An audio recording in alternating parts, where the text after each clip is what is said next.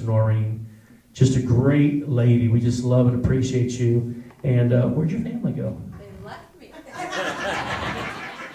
Like Catherine was supposed to come up here with you. I know, I was telling him to go get Catherine. All right, there's Madison.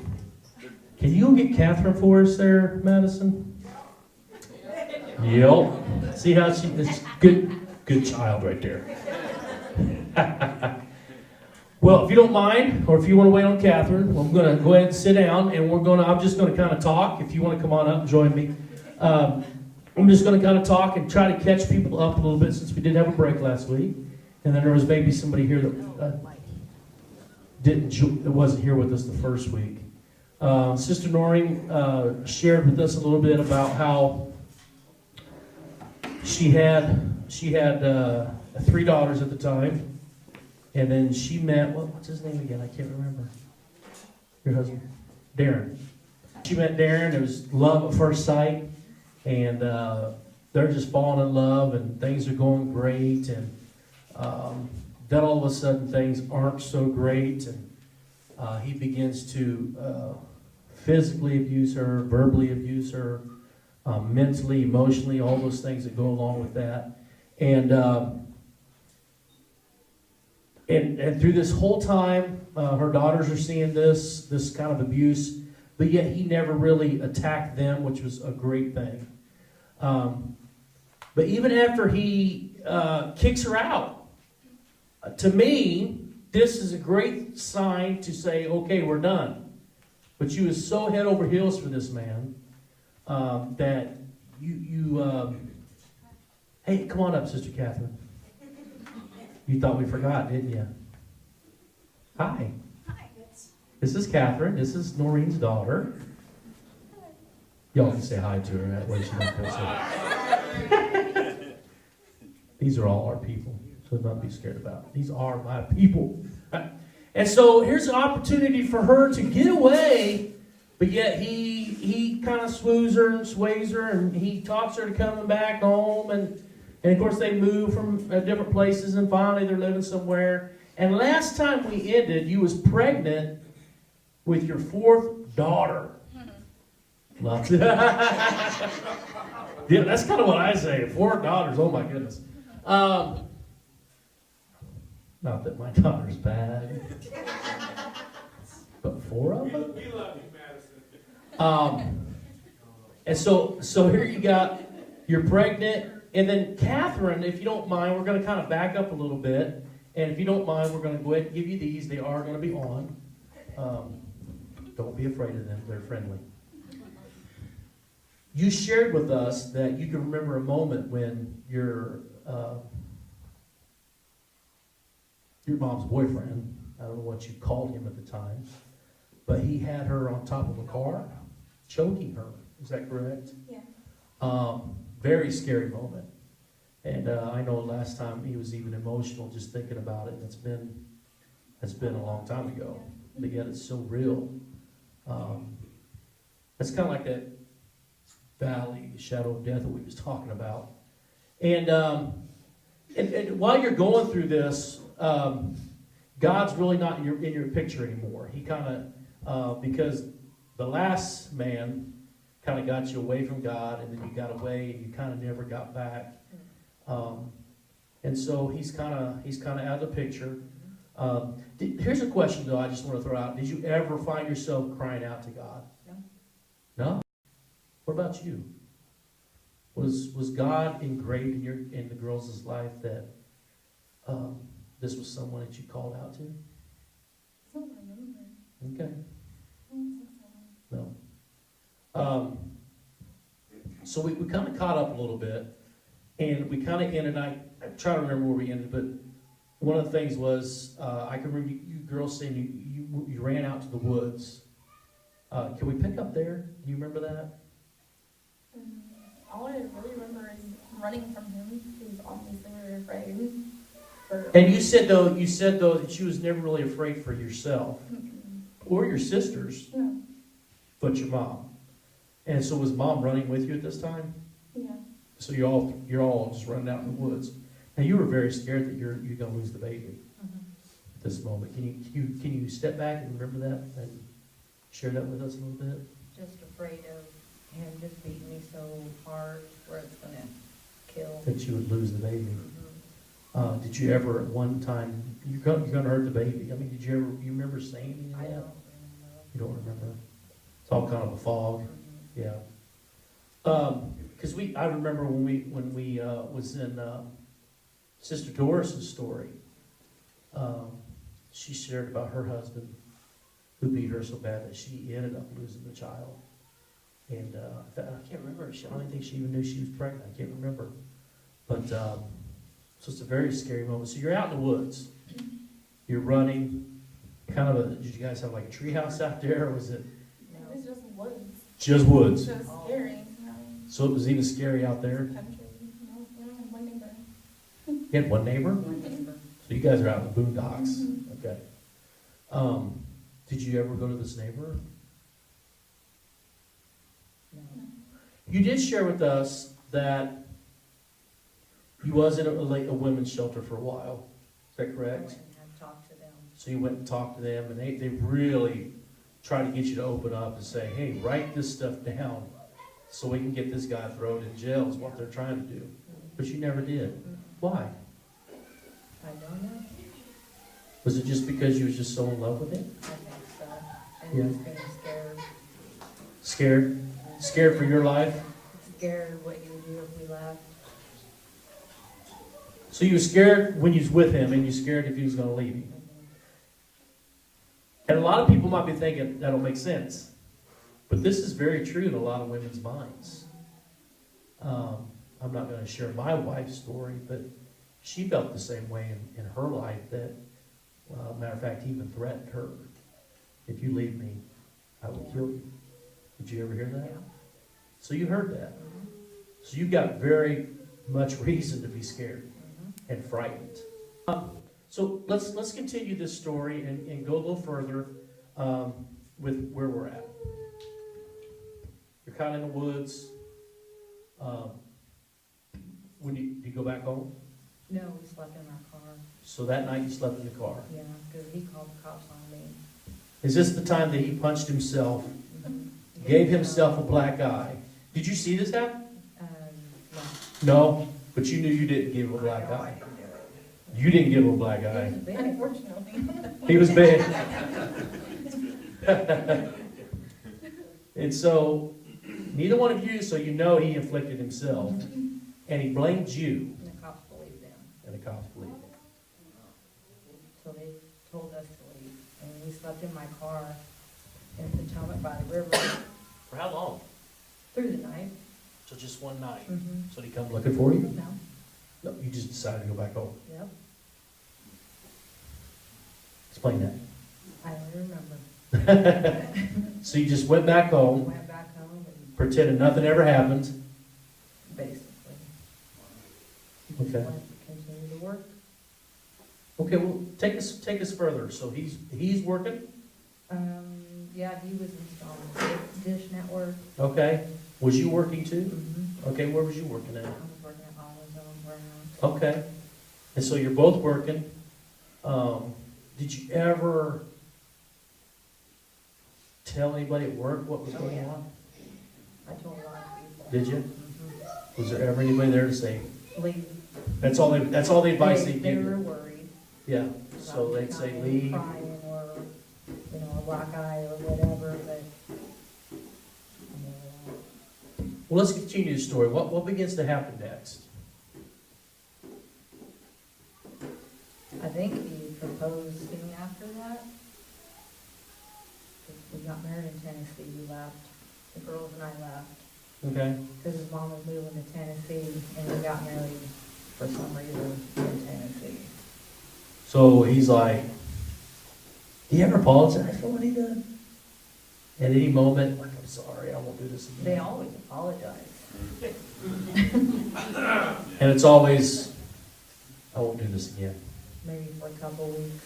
And so a couple weeks, things are going good. Mhm. So he proposes. He gets down and he's like, hey, Yep, we're in love. go to Tennessee. We're going to have a baby. Let's go to Tennessee. Okay, so you go to Tennessee. Had fun, hung out in Nashville, the girls and I did. Uh-huh. Then we ended up going back, so we were done helping his mom move, and when we came back to She got Potomac. married in Tennessee, Mm-hmm. okay? We went back to Potomac, and then we moved from there to Perrysville. Okay. I don't remember why we moved, but we did. And, just kept working. He lost his job, so he was getting real down and depressed because he didn't have a job. And I was working, they worked like 12 hours, Wow. so I'm gone. So how is the relationship now that you're married? Is it feel like or seem like it's better than it was? Sometimes. Or was it still kind There were of, times where he still scared us. but did he ever lash out like that time? Like the time when he threw you in your car and was choking? I don't think So you just, things seem like it's better now that mom and dad's married? No? No. They still fought a lot. There's still a lot of fighting, a lot of arguing. What was the fights and arguments about? So you're working 12 hours a because I day was gone. because I you was cheating gone. on him. Yeah, he didn't trust her. He didn't trust me because I wore perfume, so girls do. You know, perfume, makeup, so I automatically I was cheating on him. So eventually he started taking me to work. And So he'd drop you off, pick you up. He would take, well, this was after we had Madison too. Mm-hmm. So Madison's finally Madison born. was finally born. She was Okay. a planned C-section. And we were in the hospital room after I had given birth to her, and we got in a fight in the hospital room. Because he was being real impatient, you know, about nursing. Well, you're a dude, you don't understand how patient you have to be. He got mad and left the hospital You got mad because you wasn't nursing right, or? because she was being stubborn. I'm glad she's not anymore. At 15. All 15-year-olds are stubborn. Yeah. So she's being stubborn, and he gets mad about this. Mhm. I mean, she's a newborn baby. Mhm. And so he's frustrated. She won't eat. Yeah, And he so, left. so is it your fault? Yeah, it was always our fault. And so he takes off. Mhm. I mean, is it such a ruckus that the nurses and doctors are like, hey, what's going on? I don't think they even noticed. Okay. But then he came back, so he got over it, and then we went home with Madison, and I was off work for a while, and then I went back to work, and he was still taking me. Sometimes he would let me take my car, but hardly ever, but come to find out, he was taking Madison with him to a friend's house in Danville, because it was closer to AutoZone, so we had to go back and forth to Perrysville. So that's where he was hanging out with her, at his buddy's house. I didn't think it was no big deal. And then one night, he picked me up from work, and he was driving real fast past the prison, going like 80 miles an hour in the middle of winter, and telling me, we're gonna die. I'm gonna just kill us all right now, driving real fast. That's down what the he was road. saying? Mhm. What triggered that? I don't even know, because he just picked me up from work. He just snapped. So was it always accusation after accusation? And so of course, you said he's not working. No? What happens next? Are you like, slow this thing down? Yeah, Or I told him to slow down. let us out? I was ready to jump out. When we get to the house, and we're in the kitchen, and, I don't know if it was the same night, but he had laid out a bunch of different knives and set them out, like biggest, remember that? Biggest to the smallest, and said, which one do you want me to use? On what? Us, him, I didn't know. I'm just like. So you remember this whatever. night? Yeah, What was going through your mind? it's like crazy. It's crazy. Did you, at this point, do you ever feel like he's gonna kill you? After I think he lost his job, he was like a little bit crazy. A little crazier? Yeah, he talked about it all the time, and Talked about what? like killing himself Killed himself? and anyone in the car. Just go kill us all. I was there anymore. So this was kind of getting normal And as her- far as talk. Yeah. Okay. So what do you say to a question like that? Which one do you want me to use? Pick one, That's what you told him? because I was to the point where I didn't care anymore. This is I like, knew. this is like every day, this is like all the time. I knew it was, I should have just been planning to leave. That's when I had my cell phone from the women's shelter. that they could give me a call in case I needed help. Okay, so what happens next? So we have the knife episode. How old is Madison at the time? Maybe a month? Couple months old. Okay. And it just seems like the fighting just got worse, the accusations, the cheating, and Was he, I know we talked about this a little bit, was he ever into the alcohol and the drugs? yeah, he drank. So he drank a lot. Did you feel like that this was a moment where it triggered it the most? Like he'd get so drunk, or was he always in a state of drunkenness? I think he was in a state of drunkenness. And so this stuff, but of course it didn't help. No. So this is constant, this is happening all the time. He's drinking, fighting, picking you up, taking you to work, and it's just constant fight all the time. All the time. And so is there more than one episode where he puts the knives out on the floor or on the kitchen table and says choose one, or is this like a one-time event? That was just the one time. But, you know, I guess he had the signs of wanting to die. Suicide? Yeah, which I never recognized the signs a whole lot back then. I was just like, you always say you're gonna do it, you're not gonna do it. Always So talk about it. I didn't think he'd ever do it. Take us to that night. People might have already figured it out. Take us to that night when he finally did it. I had gotten home from work after a 12-hour shift, and we just started fighting again. I think Madison was 3 months old by this time. And the girls were already in their room. What time of night is it? I want to say about 10. I don't remember that one. I got home I know we from, were ready for bed until the school night. so I got home from work, and we were just fighting.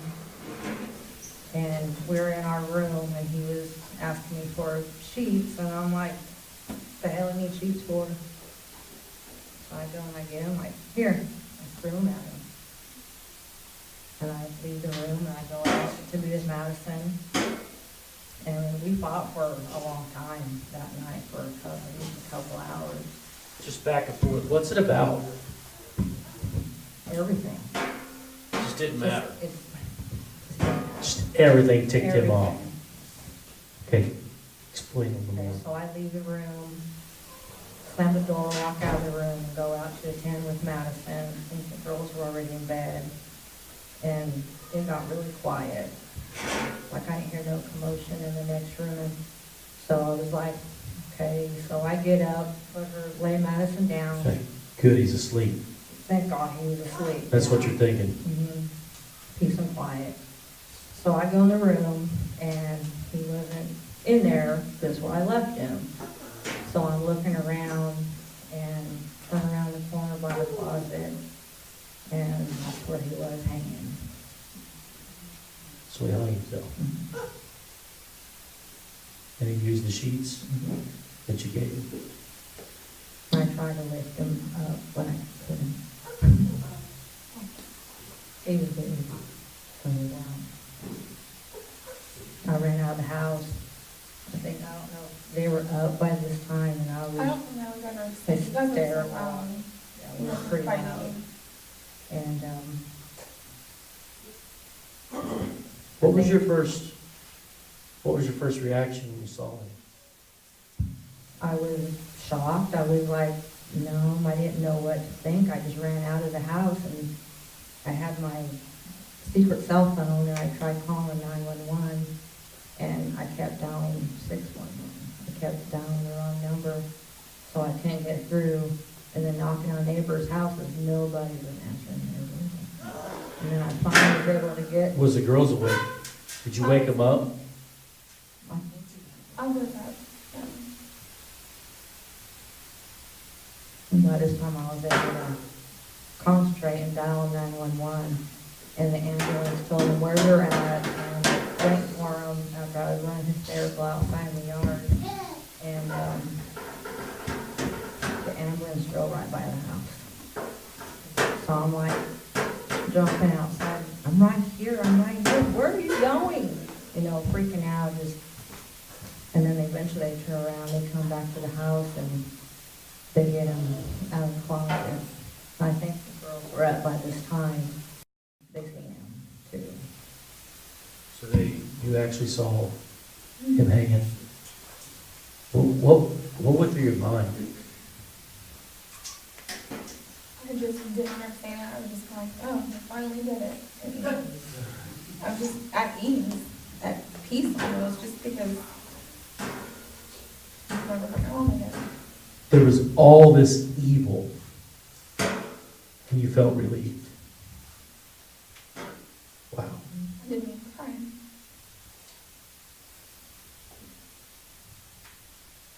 What did you feel at the time? Was you sad? I was sad. I'm still sad about it because there's nothing I can do to help him, but Yeah. I was relieved too. I was like, you know, and a lot of it, I put the blame on me because I gave him the sheets, but I didn't do it, which his family blamed You me. didn't even know what he was using it for, right?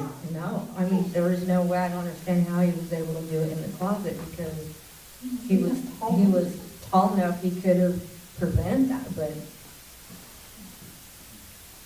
he didn't. So the cops took him out of the closet and they tried the CPR and everything, and he was already turning purple. How long was it from the time, if you was to guess, from the time you finally got a hold of 911 till they got there? Probably seemed like an Seemed like eternity. forever. Yeah. You just said that even to this day, you still kind of blame yourself. Why is that? Because I never seen the signs, I never took him serious enough. But when my sister-in-law found out, because I called her because his brother, at the time when they were married, she thought he had killed us all. She was always afraid he was going to kill us and then himself. And then she found it was just him, and then she was like, well, thank God he didn't hurt you or the kids. You know?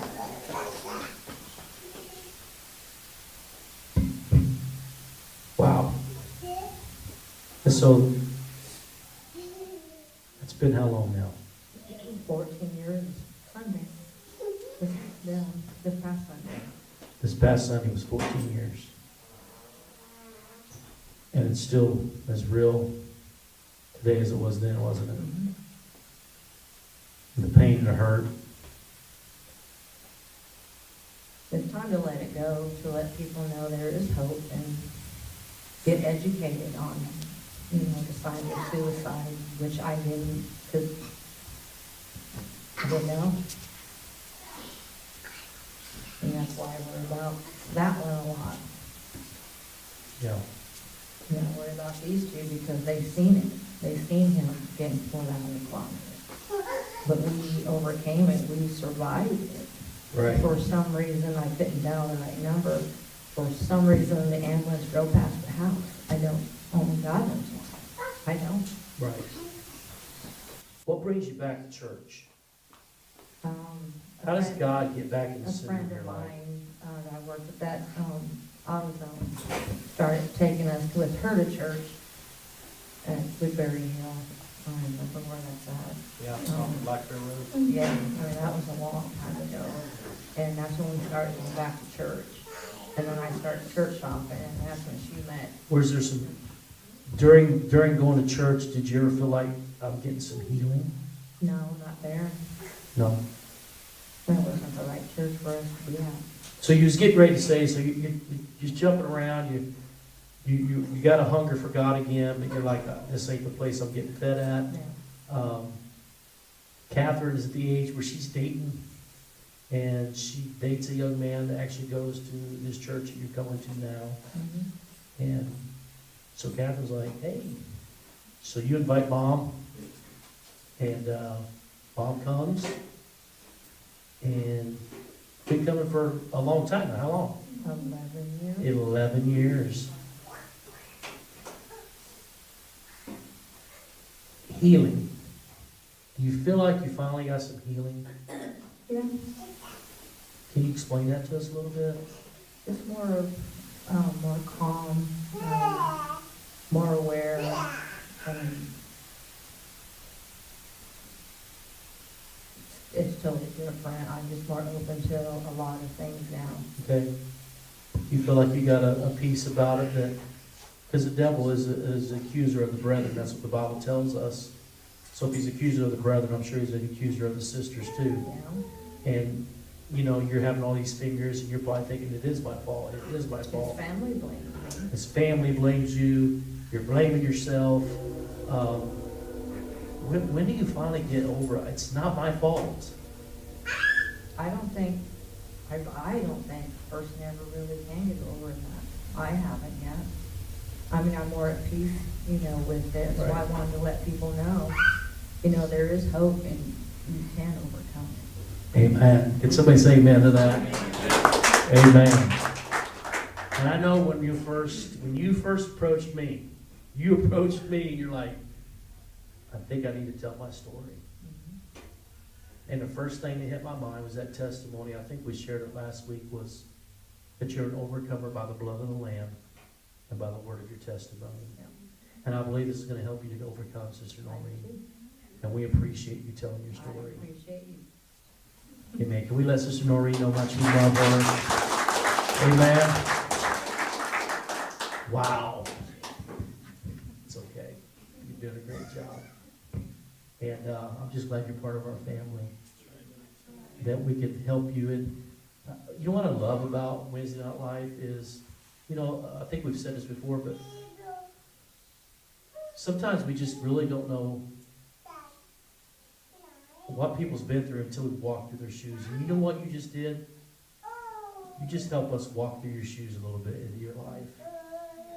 And now we can have a little bit more compassion, a little more understanding. And can I just share something? I think maybe the only person who else might know this is my friend Johnny, because the day that we talked was the day that I met this woman. And my dad knows too, but there's a lady that I've been in contact with that we're actually going to start. I don't know when. I got to pick a date. We're actually going to have a class at this church for leaders at this church and for anybody that wants to know and see the signs of people that's dealing with depression and suicide. And this is her job, and this is a free class to our church, and they get all these grants and stuff like that. So I'm really excited about it, because what a perfect timing, I think, for us. She says, you know, with the students that we minister to across Million County, it would be good to see those signs. How many agrees that would be a good thing? That every one of us working together, that we could see these signs and we could be able to stop it and prevent it and be somebody's lifeline. Amen? Amen. I want us to, would you like to add anything, Sister Catherine? We appreciate you, girl. We really do. We really do. And got a great family, Sister Noreen. Can we turn the house lights on for a minute? And I just want to open it up for questions tonight, or comments that you would have for Sister Noreen that maybe there wasn't a lot of clarification on, or maybe I just didn't get it asked or whatever. So we're gonna open up the audience for anybody that would like to say anything. Don't be bashful. Yes, Mike? You know, of course, his family's gonna blame you, Noreen, but I wanna tell you that there's no way under God's green earth that you would ever be able to stop something like that from happening. The only way to prevent that would have been if you'd shot him. Yeah. So, he was gonna do it no matter what. He was gonna put you right in the middle of it the best he could. And it's not your fault. It was never your fault. Don't you forget it. Thank you, Mike. Charlie? You know, since I was about 14 years old, I've had a lot of thoughts in my life. I'm understanding it more now, and I understand that how the mind is the devil's playground. And for many years of my life, I've had these thoughts go through my life, through my head about suicide. And it was something that I never really understood. It's something that it drove me just bonkers a lot. And if there's one thing that I can say is that pain and guilt that you may feel in your life, is that something that that's not your baggage. It's not. Because that's what the devil wants for you. He wants you to feel that pain and baggage of thinking that's your fault. But if it's anything in life that we have our own choice. And that choice that we have that responsibility to fulfill in life. So the thing is for your healing, is you to be able to claim under the blood of Jesus and say that that's not your choice. The pain, all the agony, everything you went through in life, that's the past.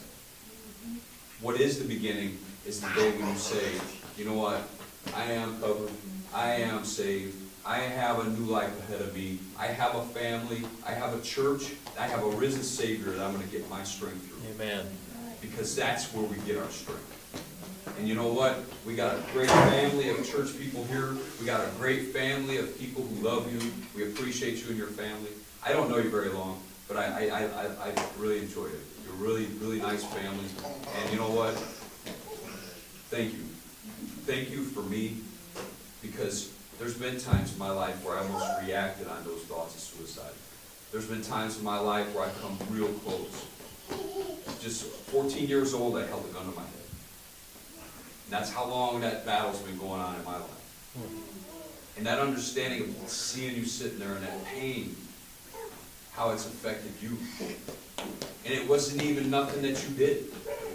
I can't imagine if I reacted on that in my life out of ill thoughts, ill decisions, how it would affect my family, how it would affect the people around me.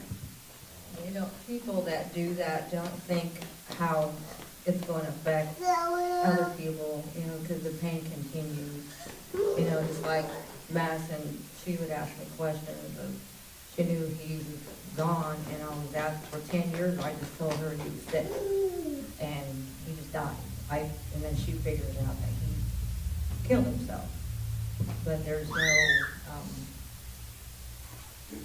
you know, I feel bad for the girls who've seen him hanging there, you know, them taking him out of the closet, and there was,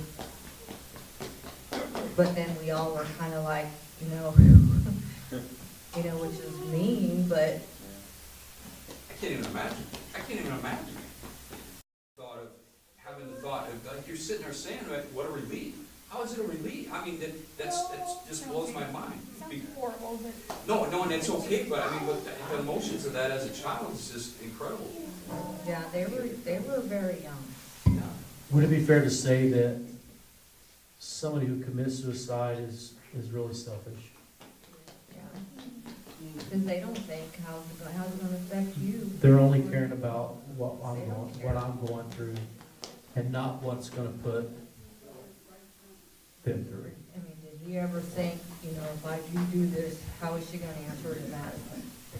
Because I know he loved her to death. He loved all the kids, and he had problems. I wish I, would have been able to help him, but, it's going to happen eventually anyway. Yeah, but it affected us the rest of our lives. Yeah. We have a Right, superhero. forever. Forever. It's something you'll take with We you. thought in a second, it only took a few minutes, and that's all the pain we felt. We felt pain thousand. That's a good point. That's a very good point. Anybody else got a comment or question you would have for Sister Noreen? What did Catherine say? Catherine just said that I'm sorry. in just a few minutes, he felt the pain, but then his pain was gone. And for 14 years now, they are still feeling the pain. And for him to do it in the home, he knew they're gonna find him or see this, instead of going away and doing it, not in front of the family. And that probably, he's thinking, well, if I do it, I don't know, they're gonna see me, and that, that leaves more, like I said, guilt and hurt for you guys to actually see it in the home instead of like leaving the home and doing something. So it's pretty sad that, he wanted to do it in the home when you're gonna see it, Yeah. and the girls being little. We didn't live there much longer after that. I've never even got the death certificate. Thank you for care. Anybody else got got a comment or question? Um, Yeah. I've lived with that too for 40-some years. My husband Of the threats? of threats of killing himself. And I used to blame myself. I thought it was something I did that would cause him to flare up like this and threaten. So I've taken guns away from him, try to get away from him, all kinds of stuff. So I think God released me finally maybe 10 or 15 years ago that I realized that it wasn't anything I was doing, that it was him that was having the problems, the thoughts. But he was wanting to do it. He threatened to do it in front of me, in front of kids. I was splattered blood all over you and the wall. So I've lived with that too. But God has, let me know that it's not me, and that it was him that had the problem, and has had the problem all this time. But I always try to figure it out, and I'm like, I didn't see any real reason. But I believe it's Satan has our mind when they're like that. And torture. They're not releasing it to God. So they continue. And then they take it out on, they say the loved ones. Yeah. And the ones closest to him, to them. And I know what it's like, but it's not your fault, Noreen, so don't carry that burden no more. At all. That's good. Amen. That's good. Tony? Yeah. I bet there's a spirit, a demonic spirit of suicide that whispers in people's ears. That's the real driving force of it. Kind of all the really bad things that we do that, they say people are driven by those voices. That's what we know as the voices. I liked how Sister Lois said, I'm sorry, It's all right, go ahead. how she said 10 or 15 years ago she finally released it. And I feel like you have, but maybe you haven't. There's still part of you that's, but I just feel like that was a word for you, just to release it and just let it go. I think this is a turning point in your life by you sitting on this couch, afraid of all these people that you love, but yet you're releasing something that you don't even realize yet, and you're going to have a peace. I feel like God is just speaking this. You're going to have such a peace. The Bible talks about a peace that passes all understanding. We don't even understand it ourselves, and that's the kind of peace that God wants to flood you with. That you no longer have to be this cloud of gloom and doom and it's my fault anymore. And I felt like when she said that, I felt like that's a word for you. Just release it. Amen. Sister Tina, go ahead. I was just wanting to know, was he a troubled child, like when he was growing up? Very good question. Can you just explain that briefly? I know his parents weren't very nice to him, and he was in and out of jail a lot. And then his wife, before he met me, cheated on him. So That's where probably a lot of accusations came. She done it. And we kind of talked about this on Sunday morning. Great message, by the way. But that's where it comes from. We begin to compare. My ex-wife done this, so you're doing it. And that's what a lot of times happens. So great question. So he was probably, was he ever abused as a child? Do you know? Yeah. So he was abused. Okay, great question. Yes? Just one more quick thing, Pastor. You said one thing, he said it over and over. It was, he kept saying the same thing, all the threats, you hear it over and over and over. And I just want to say that if you have somebody in your life, if you know somebody that does that, I know it may be hard, it might be repetitious, but try to keep notice of it. Because when people are like that, there's a fear driving that. Yeah, there's something there, they want attention maybe, until they don't, and then it could happen. So just take notice of it. There's all kinds of tools and things that we could use, you know, to help notice those things, you know. Yeah, and I think that's what that class is gonna be about, Amen. that we don't, stuff that we don't understand. Yeah. Yeah. That's a good point. Anybody else before we dismiss? We love you, Noreen. Amen. Amen. You're a great woman. Yes, you are. We miss you every time you're not in church. So never miss again. If you're gonna miss, call us ahead of time so none of us will show up. What? Okay, no, let's not No go wait there. there. Slow down. Anybody else?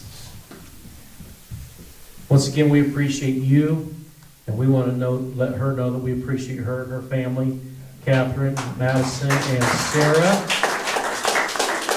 and these beautiful grandbabies. He's want to jump off the stage. Mosh pit. Stage dive. And just to let you know that Wednesday Night Life is done till next season. Just because we got baseball season coming up, and their games are actually, high school game starts this week. This Wednesday. So that was the same time we stopped last year, was that same time, because my son was playing baseball at that time. But then after that, a couple of weeks later, we got our little kids are all going to be playing. And I know it's sad for some of you. It's sad for me too, because I really love Wednesday Night Live. But I want it to be fair to our storytellers and our audience. Does that make sense? That's why we have seasons. So you got to be here for season 3. Just to give you just a heads up, we are going to, if God allows, we're going to be starting season 3. And I've been joking about it. I think that here's the joke. So I think we're probably going to be starting with my friend Johnny over here. Don't wait till October this year. Now listen, we didn't. We waited till November.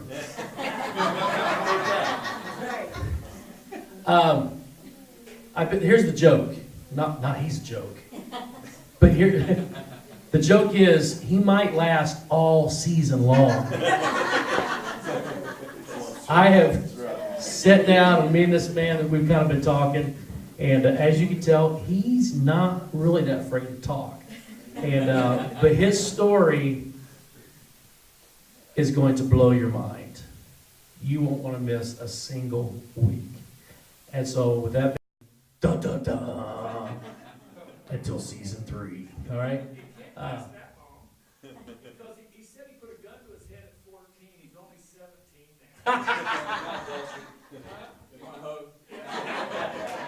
now. He'll buy you a hot dog Sunday. So anyway, we love you, church. Don't forget. You know what? Tony talked about it a minute ago. Sunday, we're going to be talking about Mr. Chatter. Mr. Chatter. Get in our head. This is going to go good with what we've been talking about. We love you. Have a great weekend. Have a great rest of your week. Yes, don't forget you're losing an hour of sleep. But I still want to see you at church Sunday. God bless you. We love you.